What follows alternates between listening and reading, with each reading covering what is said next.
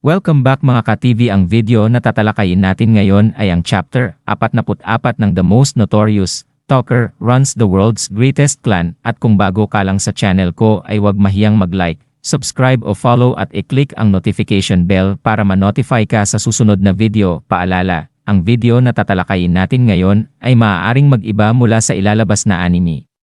Hindi ko inaangkin ang mga drawing o anumang materyales na ipapakita. Ang layunin ko ay magpakita ng suporta at magbigay ng impormasyon tungkol dito. Ang lahat ng kredito ay nananatili sa mga orihinal na may-ari. Maraming salamat. Matapos ang matinding laban sa mabangis na Garm, pinuri ni Leon si Noel sa mahalagang papel na ginampanan niya sa kanilang tagumpay. Inamin ni Leon na kung wala si Noel, hindi sana nagtagumpay ang kanilang koponan, ang Wild Tempest. Gayunpaman, binawasan ni Noel ang kanyang kontribusyon, at iginiit na ito ay isang tagumpay ng buong koponan. Imposible ang tagumpay kung may isang miyembro na nawala. Sumang-ayon si Leon, na kinikilala ang lakas at potensyal ng Wild Tempest, ngunit inihayag niya ang kanyang pangamba tungkol sa hinaharap. Sa kabila ng kanilang tagumpay, nag-alinlangan si Leon na makakamit nila ang prestihiyosong ranggo ng Regalia, ang pinakamataas na antas ng mga Seeker, sa pamamagitan ng tradisyonal na paraan.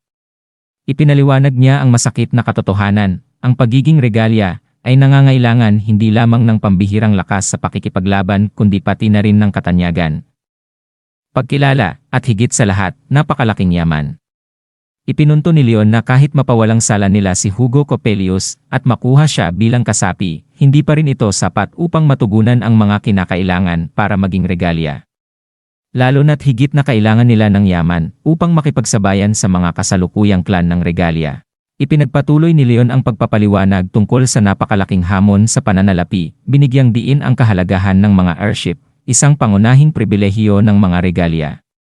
Ang paggawa ng isang airship, na isa sa mga rekisito para maging Regalia, ay nangangailangan ng hindi bababa sa 80 bilyong fil, isang halagang malayong higit sa 150 milyong fil na kanilang nakuha mula sa pagkatalo ng Garm. Sa isang matamlay na tono, tinantiya ni Leon na kailangang ulitin ang ganitong tagumpay ng higit sa 500 beses upang maabot ang kinakailangang halaga, isang imposibleng gawain na makakapagod sa kanilang katawan at oras. Gayunpaman, hindi na tinag si Noel. Buong tiwala niyang ibinunyag na mayroon na siyang plano upang malampasan ang mga hadlang na ito. Sa halip na umasa lamang sa mga laban at pagsugpo ng mga halimaw para sa kita, balak ni Noel na makakuha ng mga sponsor, mayayamang taga-suporta na handang pondohan ang kanilang mga gawain. Una, nag-aalinlangan si Leon at itinuturing na ang pagkakaroon ng isa o dalawang sponsor ay hindi sapat upang maabot ang kanilang layunin sa pananalapi. Gayunpaman, kalmado siyang sinalungat ni Noel sa pamamagitan ng mungkahi na hindi lang ilan kundi 12 ng sponsor ang kanilang kukunin. Napagtanto ni Leon ang plano ni Noel habang ipinapaliwanag nito ang mas malalim na estratehiya. Sa pamamagitan ng pagpapawalang sala kay Hugo Coppelius, layunin ni Noel na lumikha ng isang palabas na apela sa damdamin ng publiko para sa hustisya. Nakikita niya itong pagkakataon na gawing inspirasyon ang pagliligtas kay Hugo, isang laban sa tiwaling sistema ng hustisya na itinuturing ni Noel na tunay na halimaw.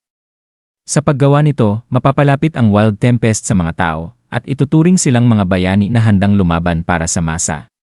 Sa tulong ng masidhing suporta ng publiko, inaasahan ni Noel na magkakaroon sila ng mga sponsor na nais makisangkot sa kanilang pag-usbong bilang mga bayani ng Seeker World. Namangha si Leon sa talino at pagkamapanlikha ni Noel.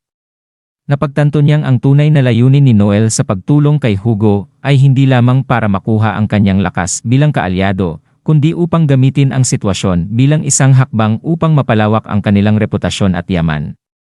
Buong puso niyang sinuportahan ang plano ni Noel.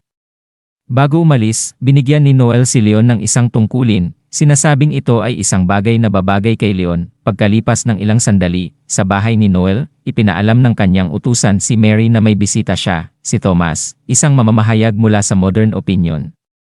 Inasahan ni Noel ang pagbisita at tinanggap si Thomas sa kanyang silid para sa isang panayam. Habang nag-uusap, naisip ni Noel kung paano lumaganap ang kanilang kasikatan sa buong imperyo matapos nilang talunin ang Garm. Alam niyang ang pagtaas ng kanilang reputasyon ay bahagi ng kanyang mas malawak na estratehiya upang palakasin ang impluensya ng kanilang clan. Habang nagpapatuloy ang panayam, napansin ni Noel na paulit-ulit na tinitingnan ni Thomas ang kanyang relo. Nang tanungin niya ito, inamin ni Thomas na may malaki umanong anunsyo ang Seeker Guild na inaasahang ilalabas sa araw na yon. Sinamantala ni Noel ang pagkakataon at ibinunyag na ang anunsyo ay may kaugnayan sa pagdating ng isang Valiant, isa sa 10 hari ng Netherworld, sa loob ng isang taon. Ipinaliwanag niya na ang pagdating ng ganitong antas ng banta ay magdudulot ng malawakang epekto sa ekonomiya at lipunan. Sinabi ni Noel na ang impormasyong ito ay mula sa isang inspektor na nangangasiwa sa kanilang clan, kaya tiyak ang kanyang nalalaman. Nagimbal si Thomas sa balita, naintindihan ang bigat ng sitwasyon. Nararamdaman ni Noel ang pagkakataong lumitaw, kaya iminungkahi niya ang pag-organisa ng isang simposyum, isang pampublikong debate ng mga pinuno ng mga pangunahing clan upang talakayin ang kanilang mga estratehiya laban sa Valiant. Tiniyak ni Noel na ang simposyum ay makakakuha ng atensyon ng buong bansa, na nagbibigay sa modern opinion ng eksklusibong pagkakataon na iulat ito, nang mag-alinlangan si Thomas kung papayag ang mga kilalang clan master na sumali sa isang proyekto ng isang bagong clan. Tiniyak ni Noel na ang simposyum ay gaganapin sa ilalim ng pangalan ni Sig Finstein, ang pinakamalakas na seeker ng imperyo.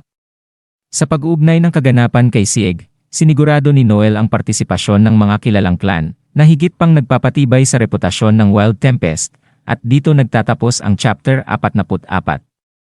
Gusto nyo ba ng Chapter 45? Mag-comment na at maraming salamat sa patuloy na suporta.